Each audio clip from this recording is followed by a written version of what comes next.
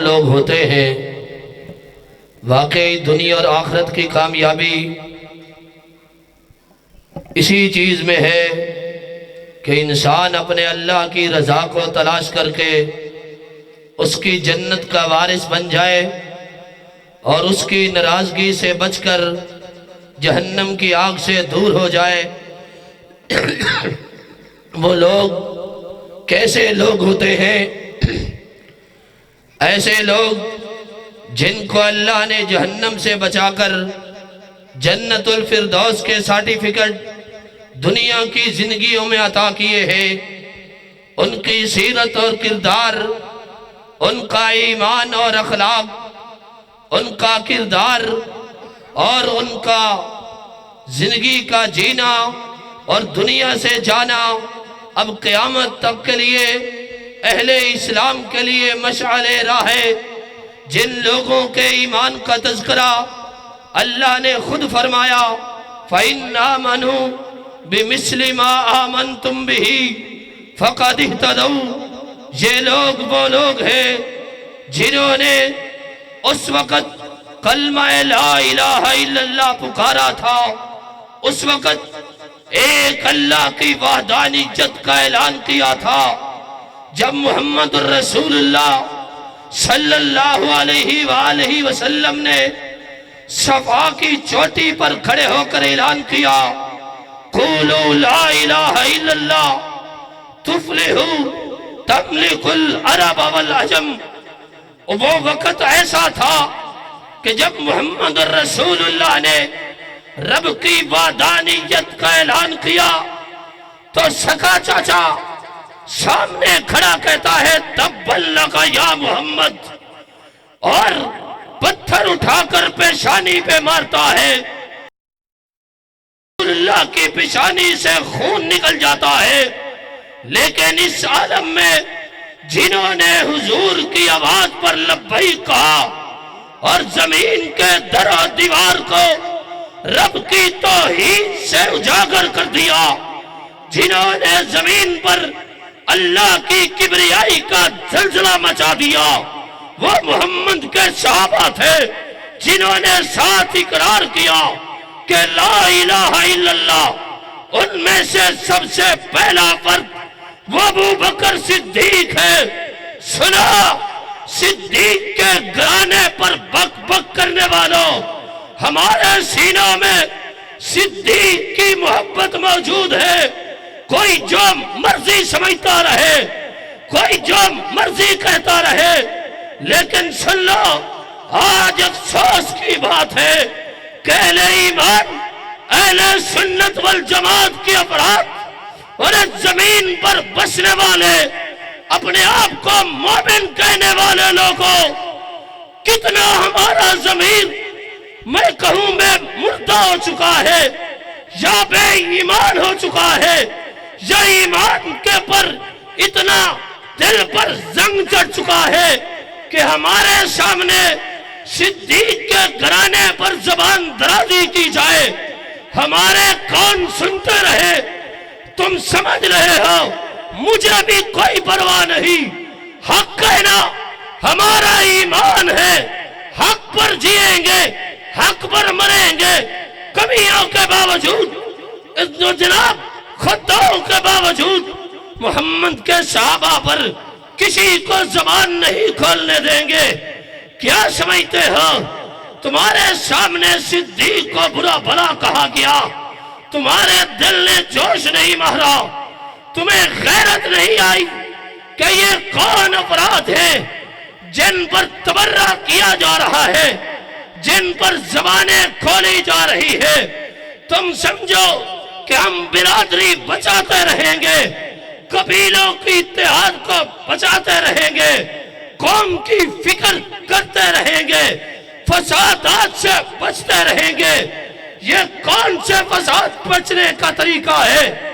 جو اسلام کی تاریخ کا پہلا مومن ہے اس پر زبان بھی کھولی جائے، بے لگام بھی کی جائے اور بے بنیاد باتیں بھی کی جائے، طرح طرح کے الزامات کی تراشی کی جائے، اور ہم کہیں کہ کوئی بات نہیں، فساد پھیلے گا۔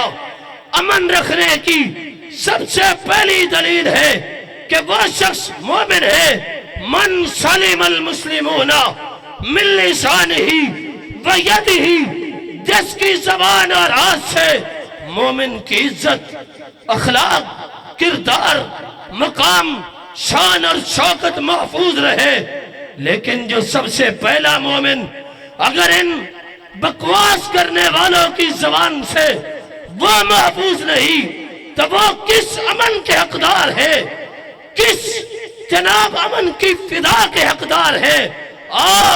وہ کون ہے؟ ابو بکر صدیق، جس نے سب سے پہلے محمد رسول اللہ کا کلمہ پڑھا ہے، جس نے سب سے پہلے حضور کے ساتھ ہجرت کا سفر کیا ہے، جس نے سب سے پہلے حضور کی ذات کا دفاع کیا ہے، جس نے سب سے پہلے حضور کی نبوت کا دفاع کیا ہے، جس نے حضور کی ختم نبوت کے سامنے ختم نبوت کے سب سے بڑے ڈاکو مسیلمہ کذاب کے خلاف اعلان جہاد کر کے اس کو جہنم واصل کیا ہے، وہ صدیق جس کا سارا گھر اللہ کی جنت کا وارث ہے، جس کی اولاد کو معصوم بچوں کے چہروں پر حضور کے دفاع کے لیے ابو جہل کفر کا سردار تھپڑ مارتا رہا، آج بھی اسی کی ذریت